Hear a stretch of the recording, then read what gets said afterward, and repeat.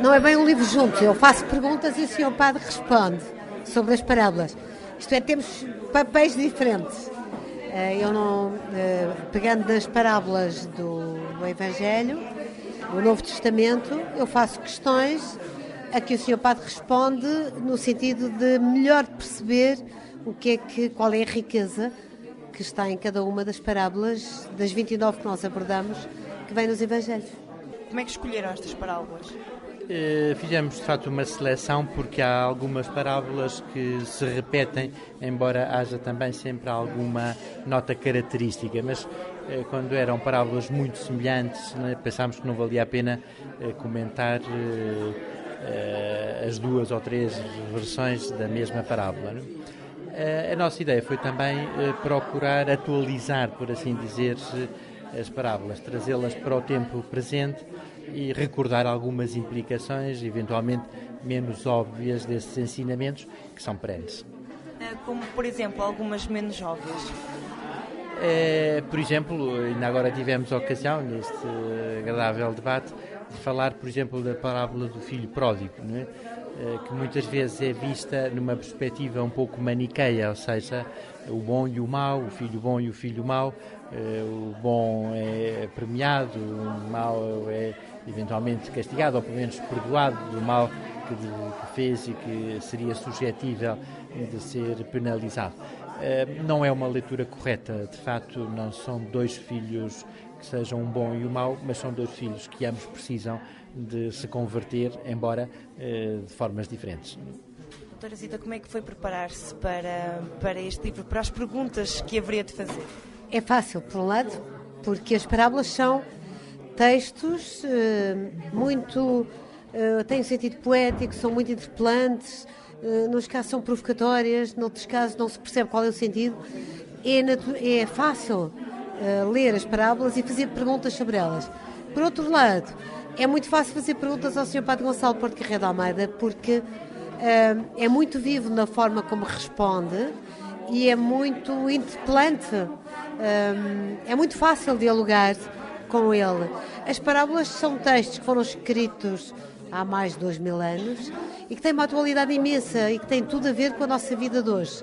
E nesse sentido o diálogo é fácil. Parecem, em muitos casos, não são fábulas, não são histórias fáceis de perceber, é preciso nelas meditar e isso é muito fácil de fazer com o Sr. Padre Gonçalo. Mas acabam por ter também uma moral, sempre uma moral, as parábolas. Às vezes não têm. Às vezes não têm. Não é isso é uma fábula. Estas têm um sentido muito mais profundo, porque muitas vezes, e isso foi a questão que eu coloquei por vezes ao Sr. Padre, onde é que está a moral desta parábola? Quando Jesus fala, por exemplo, os trabalhadores da vinha, o que começou a trabalhar de manhã recebe o mesmo que o que entrou e só trabalhou 1 hora. Parece que não faz sentido nenhum. Qual é a moral desta história? Desta história que o senhor contou. E é isso que eu pergunto ao Padre Gonçalo. E o que é que o Padre Gonçalo respondeu? Já sei, preciso ler o livro, mas de facto há um aspecto que é muito interessante nas parábolas, que é o aspecto de serem sempre histórias surpreendentes. Mas não tem obrigatoriamente uma moral escondida, porque essa é a ideia generalizada que se tem. Claro, eu diria que tem muitas leituras, não é? Mas geralmente a leitura mais compreensiva da parábola vai muito além de uma mera recomendação, não é? Não se trata de a fábula da formiguinha, não é? Ou da cigarra, não é? Que, bom, também tem um sentido moral óbvio, não é? As parábolas abrem-nos horizontes absolutamente extraordinários, não é? Para os quais uma fábula ou uma história moral, por assim dizer, não teria essa capacidade ou essa virtualidade, não é? Eu diria também que, de facto, é muito curioso pensarmos, por exemplo, que quase todas as parábolas são suscetíveis de várias leituras. Por exemplo, há pouco falava da parábola do filho pródigo. É uma parábola que tem também um sentido ecuménico, não é? Ou seja, nós, os que estamos em casa, por assim dizer, os católicos, não podemos olhar para os que partiram, ou seja, aqueles que já não são católicos, mas que saíram da igreja, não é? Como o filho mais velho olha para o filho mais novo, não é? Mas devemos ter uma atitude de acolhimento e de abertura para os saber receber na casa de todos nós, que é a igreja. Para a doutora Zita, deduzo que foi também um pouco complicado escolher algumas perguntas para que depois se adequassem. Pensou que só quem... Isto no sentido de quem não é, e replico a pergunta que foi feita aqui, quem não é católico tinham receio de algum modo que se afastasse do livro. Não, a Bíblia, e neste caso o Novo Testamento, é um texto fundamental da nossa identidade cristã, da nossa história e da nossa cultura. É uma prova absoluta de incultura não conhecer o Novo Testamento. Eu falo por mim própria. E pode-se conhecer melhor, conhecer pior, mas pelo menos ter uma ideia do que contém, porque é ali que nasceu a nossa civilização ocidental e é ali que estão as nossas raízes culturais. Quando olhamos para a música, para a pintura, para a poesia, para os textos clássicos, vem daí. Não havia património cultural dos grandes textos clássicos se os frades não tivessem copiado esses textos e não tivessem salvado essa importante cultura, esse importante património cultural. E creio que é muito pobre olhar para a Bíblia apenas, isto é um livro para quem tem fé e para quem é beato. Não é verdade.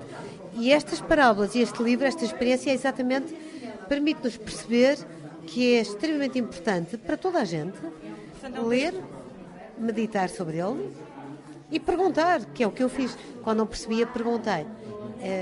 E tive a sorte de encontrar um padre, como o Padre Gonçalo de Porto Carreiro de Almada, que teve a paciência de responder e de entrar num diálogo a partir de cada uma das parábolas e transpô-las para o tempo atual, para aqueles que são os nossos problemas de hoje, que são tão reais como eram naquela altura. Portanto, voltando à minha pergunta, é um texto tão rico que é fácil suscitar dúvidas interiores e inquietar as pessoas. Claro, difícil é estar no papel do Padre Gonçalo responder. Sim, sabe, talvez seja esse um aspecto muito positivo do livro, que não é um livro para uma comunidade fechada. Não podemos dizer que é um livro para crentes, não é? Ou que é um livro só para os cristãos, ou só para as pessoas que estão familiarizadas com a Sagrada Escritura, ou que têm interesse em questões religiosas. É um livro que tem uma enorme abertura e mesmo aqueles que são agnósticos ou ateus podem lê-lo com proveito, não é? E agrado, não é? Porque foi também escrito pensando em todas as pessoas, não apenas num público concreto, não é? Devo dizer também que, de facto, para mim foi fácil colaborar neste projeto, também porque as perguntas são perguntas que representam o modo de sentir e de pensar de muitas pessoas. Não houve nenhuma combinação prévia, nem nenhuma restrição. Fala-se de todos os temas e com total abertura, precisamente para isso, para que todas as pessoas pudessem ver nas perguntas e eventualmente nas respostas também algumas das suas inquietações e das suas maiores curiosidades. Portanto, há perguntas que as pessoas até querem fazer, mas que não fazem justamente porque estão afastadas da Igreja, claro, ou acham que são exclusivas de crentes. Exatamente. Sabe que uma história engraçada com o livro Auto de Fé, que precedeu este das Palavras da Palavra, que houve uma vez um pai de um sacerdote que disse: olha, aqui estão as perguntas que eu gostava de fazer a um padre, não é? E tinha um filho sacerdote, portanto eu não tinha grande dificuldade para ver essas perguntas. Mas às vezes não ocorre, não é? Não ocorre, não é? Portanto, as perguntas, quer do livro do Auto de Fé, quer as Palavras da Palavra, eu diria que são as perguntas que todas as pessoas gostariam de fazer, não é? Alguém que lhes pudesse responder sobre estes temas. Neste caso, foi Zita Seabra que teve esse papel e tem muito mérito em o ter realizado de uma forma tão competente e tão exaustiva. Eu tive a sorte, não é, de ter sido escolhido para colaborar neste projeto, não é? Para terminar, o facto de neste século XXI a mentalidade estar mais aberta e as pessoas falarem mais à vontade até da religião, e mesmo que não sejam crentes ou praticantes, mas acaba por ser uma questão, como disse, cultural. Também permite que apareçam este tipo de livros em que há uma inquisidora, alguém que pergunta, e um sacerdote que responde. Sim, senhor, sim. Sabe que eu acho que é muito interessante, estamos a assistir a um renascimento espiritual. Basta notar, por exemplo, o interesse enorme que o Papa Francisco desperta em todo o mundo, também entre os não crentes, e de modo particular da juventude. As Jornadas Mundiais da Juventude, que ocorrem regularmente, reúnem milhões de jovens. Hoje em dia não há nenhum outro acontecimento cultural ou religioso que seja capaz de juntar tanta gente nova, né? Porquê? Eu acho que no fundo é porque procuram alguma coisa mais do que aquilo que a sociedade de consumo lhes pode oferecer, né? Às vezes fala-se muito do consumismo e fala-se muito do materialismo, é verdade, são realidades com as quais temos que saber lidar, mas há uma grande carga de idealismo na juventude e eu creio que por isso mesmo muita gente nova terá esse desejo de ir à procura de algo mais definitivo e de algo mais sólido do que os produtos que o consumismo lhes pode oferecer, não é? E portanto, é isso que este livro também pode oferecer, sim? Claro, acho que sim. Creio que pode ser uma resposta, pode ser, de facto, uma forma de proporcionar a essas pessoas, pelo menos, um primeiro contacto, não é, com a fé cristã.